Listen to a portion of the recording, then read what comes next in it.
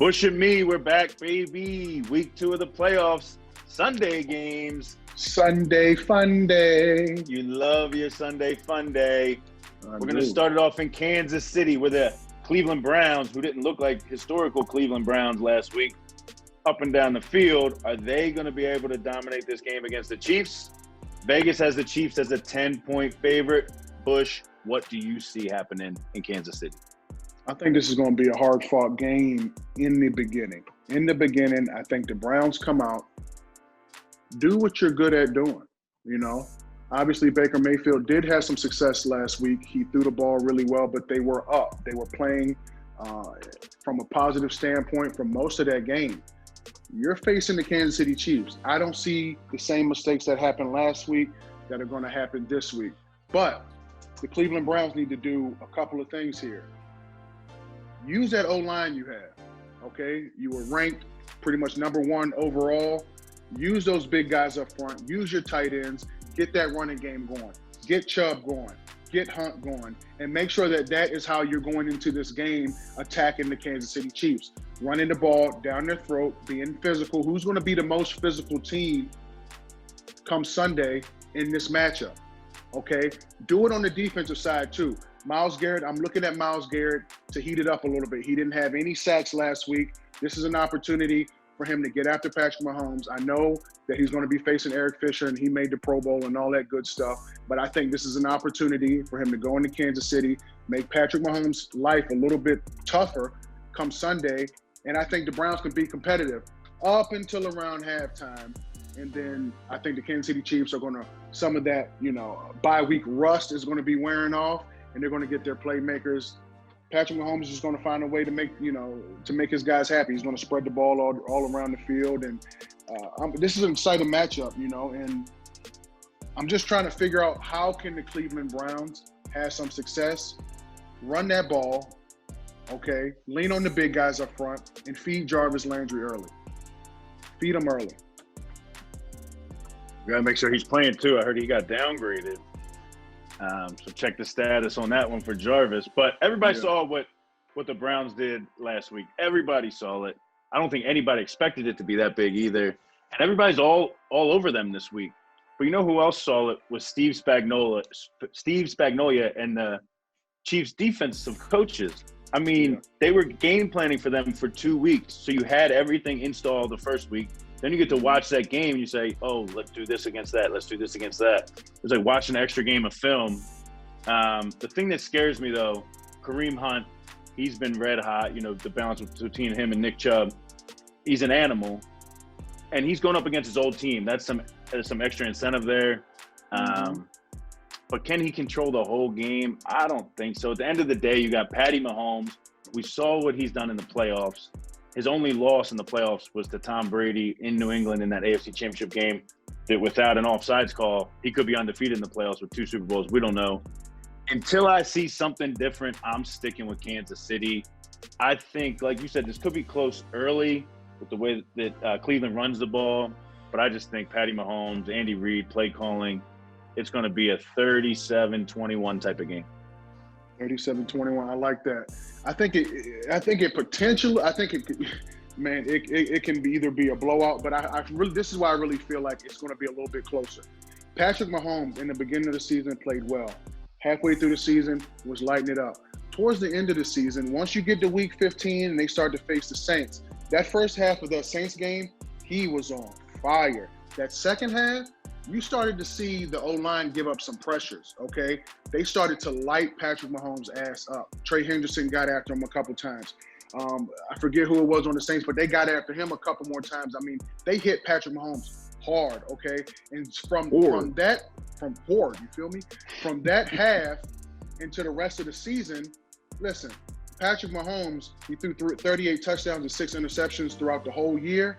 But them last 3 games, he had 4 interceptions, and he got sacked 7 times in those 3 games. And they went into a bye week.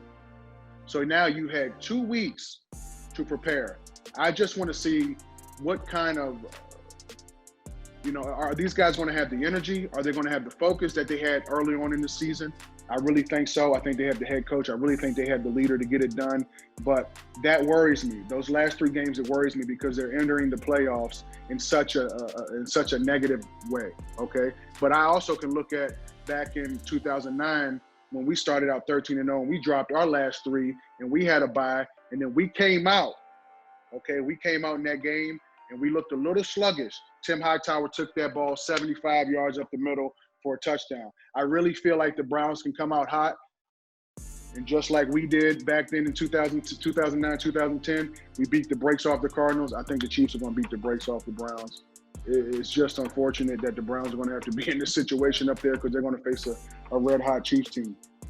That's a good comparison.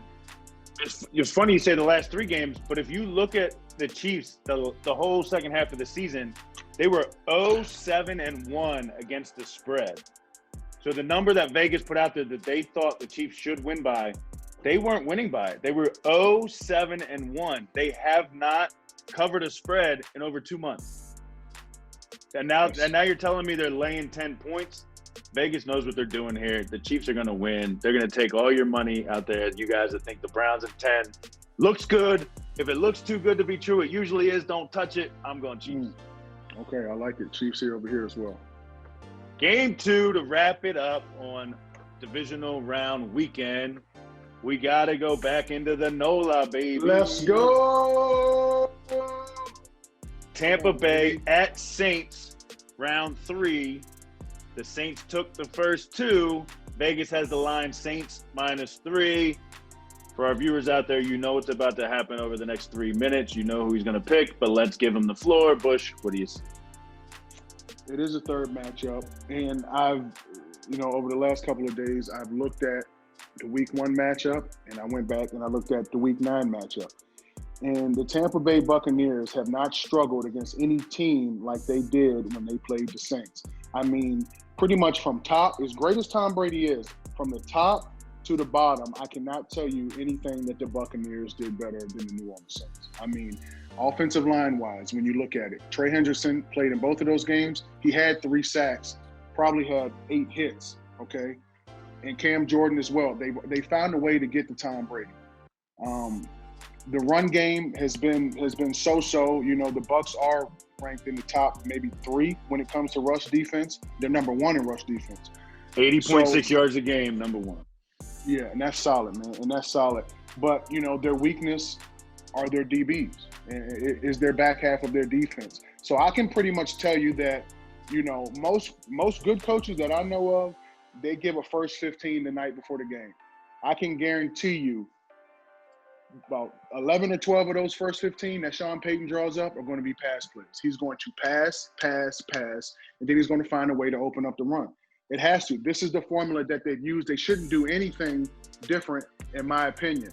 Now, the Buccaneers are a team that is scary if you can give Tom the time that he needs. I've had the opportunity to be on teams that have lost to Tom Brady, and I've had opportunity to be on teams that have beat Tom Brady. And every time that Tom Brady loses, his ass is on the ground more than he wants to be. And he's bitching at his O-line and anybody else who wants to sit there and give him his ear. I think this is an opportunity. It's going to be a tougher matchup just because it's the third matchup and you've done everything good the first 2 times. This is the playoffs. Everything gets ramped up. Listen, I think the Saints have this, but I think it's going to be a lot closer than the first 2 matchups. I didn't expect Tom Brady's ass to be in your analysis, but hey, you never know what's going to come up on the Bush and Me show. When it's on the ground, I got to bring it up. The Saints won the first two games, like you said, convincingly. You know how convincing it was? 72-26. Yeah, that's not even close. I mean, come on, dude. They dominated Thomas Edward Patrick Brady Jr. Now, the thing that scares me is this could be the last game we ever see from either one of these quarterbacks. Both first ballot Hall of Famers, 2 of the top 5 to ever play it. That's not even an argument. So picking this game was a little sad for me as a fan. But I look back and I just think it's weird that the spread is 3. New Orleans at home and has dominated them. I think this should be more in the 6 area. The spread's at 3. You brought it up. The Bucs have the number 1 rush defense. I think Kamara could have a rough day. I just think the game's a coin flip, and if you're going to give me 3 points in the Bucs, I'm going to take it all day. I don't disagree with that. I do not disagree with what you just said. I really feel like if Tampa's O-line can just give him one more second, and if he can find Mike Evans, because you got to realize Mike Evans and Marshawn Lattimore has been a tremendous matchup to watch if you are a New Orleans Saints fan. Okay, Mike Evans. But Evans could be due now. He could be due. He could be due. This could be the opportunity that Tom finds him. He puts the ball in better locations for Mike Evans because Mike Evans does have him when you're talking about height, So this is an opportunity for Tom to find Mike and get him over that hump. And that is one thing that worries me. In the secondary, if you give him that time, and now you got Antonio Brown, who's playing a little bit better than he was in Week 9, because I believe Week 9 that was his first time getting out there. So him and Tom were not on the same page. Now you got Antonio Brown, who scored 4 touchdowns in the last 4 games. That worries me because he can stretch the field, and you still have Godwin, okay, and you still have Gronkowski, who's giving you over 600 yards, and you still have Cameron Brate, who gave you 80 yards last year. So this is like weapons on weapons in this game. Like, you got dominant tight ends, you got dominant receivers, and you got two good running backs, one great running back on the New Orleans Saints, and you got 2 solid running backs here with the Tampa Bay Buccaneers. I really think this will come down to a defensive game, man. This is going to be exciting. It really, truly is. Tom loves to throw it. Saints defense loves to pick whoever off. They love to get after the passer. This is going to be must-see TV, and this game is probably going to be right up there in the highest ratings, just like the Saints game was last week. They're going to bring energy, and it's going to be exciting. You know who I'm taking. I don't even have to talk anymore. I ain't even going to ask. But it will be interesting to note Tom Brady, in his 48-year career, has never played in a wild card game. So last week was his first wild card game ever. So is this is going to be the championship game for him, where he comes out and usually plays well? Or are we going to see a little fatigue? I don't know which Tom Brady we're going to see. But it's the playoffs. It's Brees. It's Brady. It's just when the clock strikes 0, you're going to be sad either way because it could be one of their last games ever. Especially if it's true, because Brady got that NBC Saints contract. Let's go Saints. Let's go Rams. Rams, bring your monkey asses back down to the Superdome for the NFC Championship, because I'm ready. I'm in there. I'm going to have me a couple brews, brouhahas, and I'm going to be ready to go. I'm going to be ready to go. I'm just going to let you know. I'm over it, but I'm not over it. You feel me? Right. I mean, maybe this could help you get through it. Maybe is that what Dr. Finkelstein said to you? Maybe talk about it more. This is he told me I definitely need to let it out. If it's on my heart, let it out. So this is what I'm doing. This is why I always bring it up, because I'm not going to bottle it in, Ryan. Well, just for you, I hope that the Rams do win. And I'm picking the Bucs, but I'm going to root for the Saints for you. Just promise me one thing. If you do go to the rematch and you do have a little bruise in you, a couple brewskis, please don't yell at the official like you did after the non-pass interference, though. Yeah, I definitely gave the official an earful. I don't know how he didn't throw me out right then and there, because I definitely said some words that my mother would not be proud of. But it's football. He deserved it. He deserved it. He did deserve it. He definitely deserved it. But look, man, either way, none of these teams pay me anymore. I just want to see some exciting football from every single team that's out there. I'm excited for it, man. Let's get it. Another great day. I got the Chiefs and the Bucs. You got the Chiefs and the Saints. Bush and me will recap it and let you know how we did this weekend, but hopefully you guys pick some winners. See you next week. We out.